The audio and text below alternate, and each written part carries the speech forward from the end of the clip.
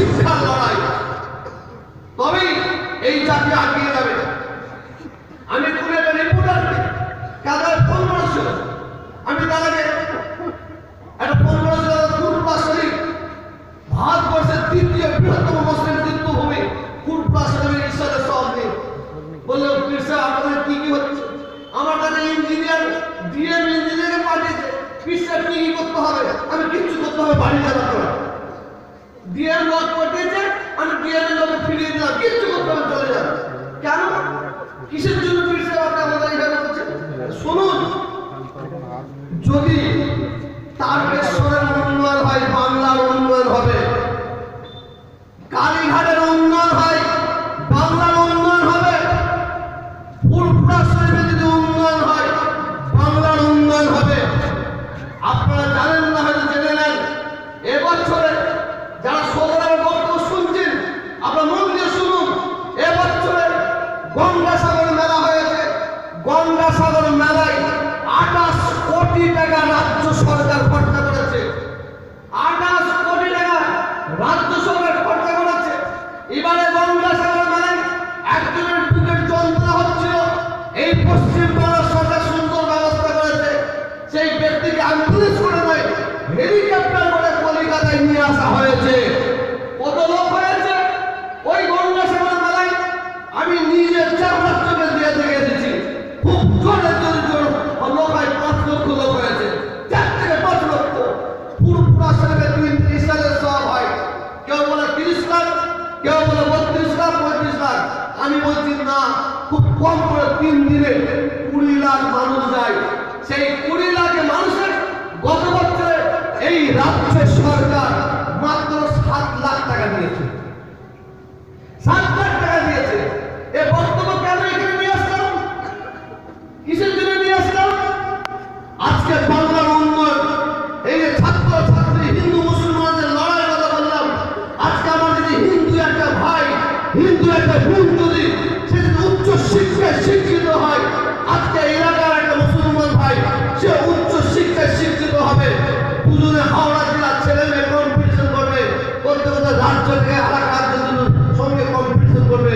দেখা যাবে হিন্দু মুসলমান আমরা একে অপরের কম্পিটিশন করে এই ভারতের মুসলমান, এই ভারতের হিন্দু আমরা উভয় মিলে অন্য দেশের সঙ্গে কম্পিটিশন করবো।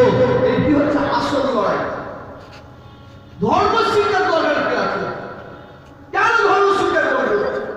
কিসের জন্য করবো? ধর্ম শিক্ষার প্রয়োজন আছে কিনা আমি বক্তব্য দ্বারাই বহু জায়গায় বুঝিয়েছি, আজকেও বুঝিয়ে যাচ্ছি। শুনুন, এই পশ্চিম বাংলা তথা ভারতবর্ষের মধ্যে চারিদিকে একটা আশ্রম হচ্ছে, আশ্রমটার নাম হচ্ছে বৃদ্ধা আশ্রম। আমি 14 থেকে 15টা বৃদ্ধা আশ্রমে আমি তহসিদ্দিকি আল্লাহর কসমকে বলতে আমি গিয়েছি। আমি নিজের চৌপাশে দেখেছি, বৃদ্ধা আশ্রমে গিয়ে মায়েদের সঙ্গে আমি কথা বলেছি। একটা বুড়ি মা মুড়ি খেতে খেতে আমার বলে, বাবা মুড়ি খাবে, আমি 2 মুড়ি গ্রহণ করলাম। তার আমি আজকে চ্যালেঞ্জ দিয়ে বলে যাচ্ছি, শুনে নেন, এই পশ্চিম বাংলা নয়, সারা ভারতবর্ষের মধ্যে কোন একটা জায়গায় ইনশাআল্লাহ কোন মায়ের লাল দেখাতে পারবেন না যে পশ্চিম বাংলা তথা ভারতবর্ষের মধ্যে কোন একটা বৃদ্ধা আশ্রম মুসলমানরা করেছে, দেখাতে পারবেন না। দ্বিতীয় নম্বর, বৃদ্ধা আশ্রমে গিয়ে কি দেখলাম? এই সমাজে যারা উচ্চ শিক্ষায় শিক্ষিত বলে গর্ব করে, কলার তুলে কথা বলে, আমি ডব্লিউবিসিএস, আমি আইপিএস, আমি আইএএস, আমি উচ্চ মাধ্যমিক স্কুলের হেডমাস্টার, আমি নিজের পিছন রাজ্যে দেখে এসেছি, তাদের মা-বাপ কোনো বৃদ্ধা আশ্রমে পড়ে আছে। আর আমরা কি হিন্দু? আমরা কি মুসলমান? আমরা যারা রিক্সা চালিয়ে খাই, ভ্যান চালিয়ে খাই, জন্মজুরি খেটে খাই, আমাদের মা বাপ গুলো কিন্তু বৃদ্ধা আশ্রমে নাই। শুনে নেন, নাম্বার 3টা শুনে নেন, শুনলে গর্ব হবে আপনাদের। আমি 14 থেকে 15টা বৃদ্ধা আশ্রমে গিয়ে আমি বহু তালাশ করেছি, বহু খোঁজ করেছি,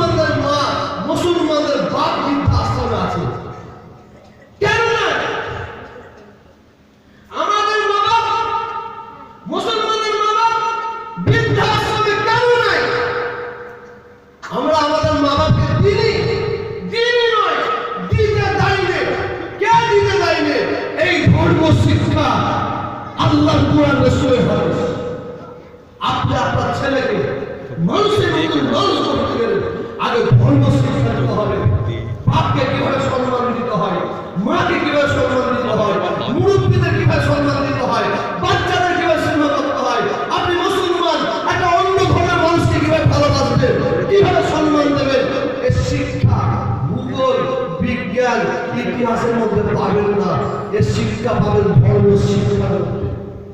আজকে যেসব ছেলেমেয়েরা যাদের কৃতি ছাত্রছাত্রীদের সম্মান দিচ্ছে, আমি এখানে হিন্দু বসি না, প্রথম দেখলাম কি নাম যেটা মহিলা দিল, একটা বাচ্চা মেয়ে দিল,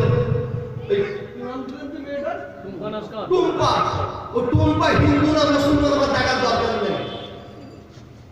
আব্দুল খালেক হিন্দু না মুসলমান আমার দেখার দরকার নেই।